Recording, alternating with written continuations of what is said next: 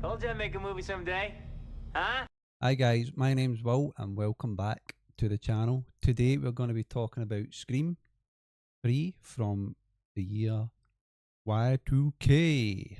It is directed by Wes Craven and it is written by a new writer, Ehren Kruger. I think that's how you pronounce his name. Yeah, Ehren Kruger is the new writer of Scream 3. It stars Neve Campbell, David Arquette, Courteney Cox and Patrick Dempsey. So this review is going to be a spoiler review and we're going to be doing this review a little bit different. It's going to be going from, we're going to be using positives and negatives of the movie. I'm just trying out different ways of reviewing things since I'm new to the whole movie reviews. So yeah, we'll start off. I'll just give you a brief overview of the story. Scream 3 is set in Hollywood where Stab 3 is being shot and the killer starts to off the cast in order that they die in the screenplay. Currently, Sidney is in hiding and the killer is trying to find her. So, I'll go on to the positives. Well, first of all, actually, this movie went through so many rewrites because of what happened in America at the time this movie was shot. So this movie gets a lot of flack for being... I don't know why people hate it so much, because when I rewatch this movie, I think it's one of the best in the franchise. But it went through a whole lot of rewrites, so maybe that's why people don't like it as much. But yeah, on to the positives. So the first positive I have for the movie is, right off the bat, this movie is different from the last two, from the previous two. As in, Cotton Weary is in the car and he gets a phone call from his wife. That's wrong. He gets a call from the killer pretending to be a fan. And then they uses a voice changer. So they've got a voice changer in this that can mimic other people's voices. And that's what you see, kind of a common trope in this movie. You see a lot of people getting drawn into different situations because of the voice changer, which I think is a really cool aspect of this movie. It throws you off, and sometimes you can tell that the voice that's being used is the killer and you know it's the killer, but in other instances you do not. So basically in the final act you don't really know that it's the killer. There's certain nuances, you know, with the killer's voice, and it's when he uses like say for instance Sidney's voice near the end, you wouldn't know. The only reason you would know it's a killer is because the way if you know the way Sidney speaks and the wee nuances in her voice. So yeah, that's positive number uno. Yeah, 110%. That's very good. So, why don't you tell me who you are? Ooh, you're a naughty boy, Cotton. Now, what would your girlfriend say? What makes you think I have a girlfriend? I know you do. I'm right outside her bathroom door. Who is... The second one is the music in this.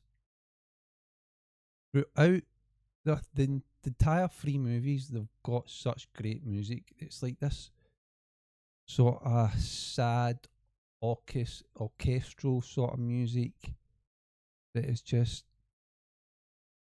yeah, it brings like that sort of sad, eerie feel. It's just, it brings out so many different emotions that I couldn't not mention music in this. And another positive is Gail and Dewey's relationship. Like, I know I said it in my previous review for Scream 2, but there's just something about their relationship in this movie I love even more. Like, their relationship is on the outs in this movie, but it's just the way they act and do his one-liners and his Tatum's just like his takes in this movie is just I just love Dewey and Gale as a whole. And another positive would be the third movie has more story. As with, you learn more about Maureen Prescott, which isn't actually her name in this movie. Obviously, it's still Maureen Prescott, but she went by another name because she was in Hollywood when she was younger. And it kind of delves into the backstory of Maureen Prescott and how it weaves into the final act of the movie, and it relates back to the very first movie and how the first movie and the third movie connect more than the second movie for me. It's just, it bridges the gap. Like, if you have Scream 1, it's just a normal movie without any sequels, that'd be fine.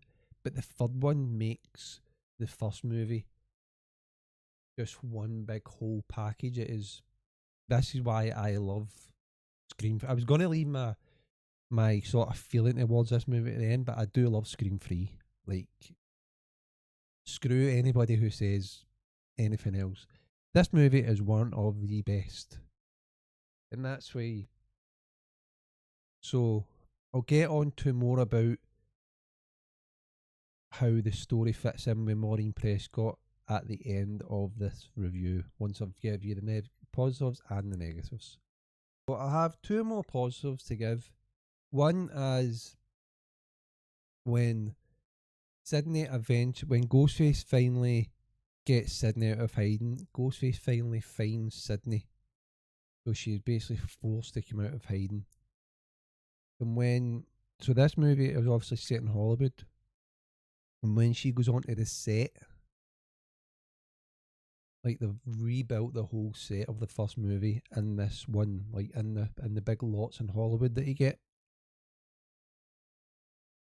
So when she goes in to the set, and that's where the orchestral music kicks in again, and it just brings you back to that feeling of the first movie, where you see her house and you see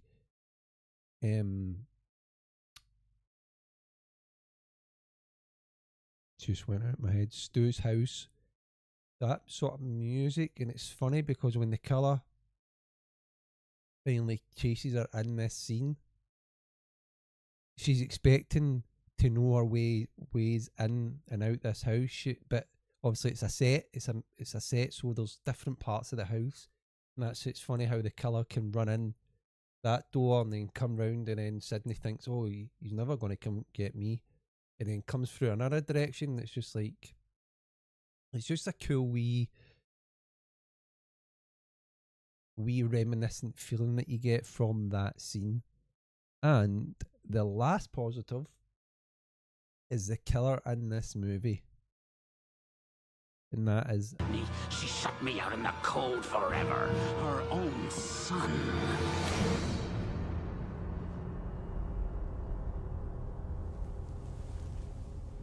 Roman Bridger, director. Is the killer in this movie. There's a couple of, you think at some points the detective in this movie is a killer, and then because Roman Bridger, who's the director in this movie, like, he's directing Stab 3 and his movie gets shut down. He is a killer in this movie. And he dies off screen, so that kind of gives him away to be the killer. I felt when I first watched this movie years ago, when he died off screen, I'm like, every other person has died on screen, so why is he died off screen? So that kind of gave me the impression that he is the killer, but he is a good killer, because he has, out of all the killers in the movies so far, I feel that he has the more reason, even though he shouldn't have a reason because killing's bad. So he is the brother of Sidney. Yep, he is the brother of Sidney. It goes back to the very start. So basically, he orchestrated the Billy to basically begin killing. He put the thought into Billy's head of killing, and obviously he didn't know he was going to make a movie of it, of course, but that's when the whole Maureen Prescott comes into it.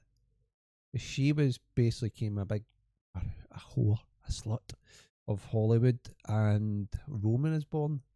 And also when Roman found out that Maureen Prescott, well, I think it was,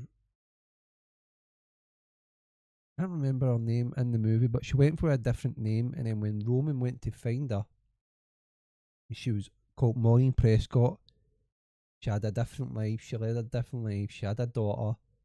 So obviously Roman is pissed. Roman's upset that he was going to think his mother was going to welcome him in open arms, and obviously she didn't. So obviously that's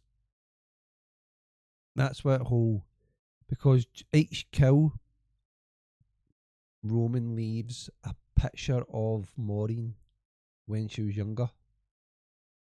That's obviously the story element of this. It's just the story is so deep in this movie compared to the last two, which I think this movie does so well, and that's why I think it's a great movie, because the story is so impactful. I feel for the killer to be revealed as Sidney's brother, it makes a perfect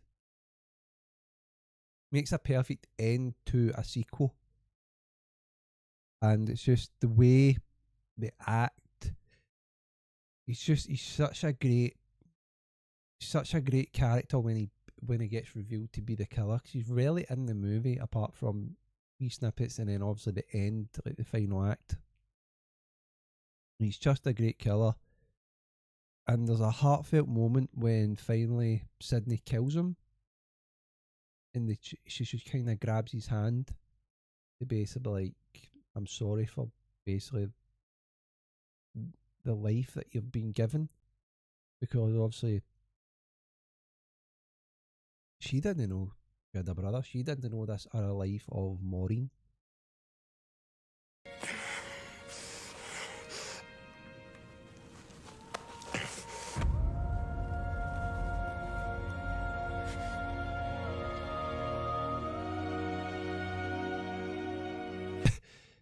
I'll get on to the negatives now, which aren't many negatives.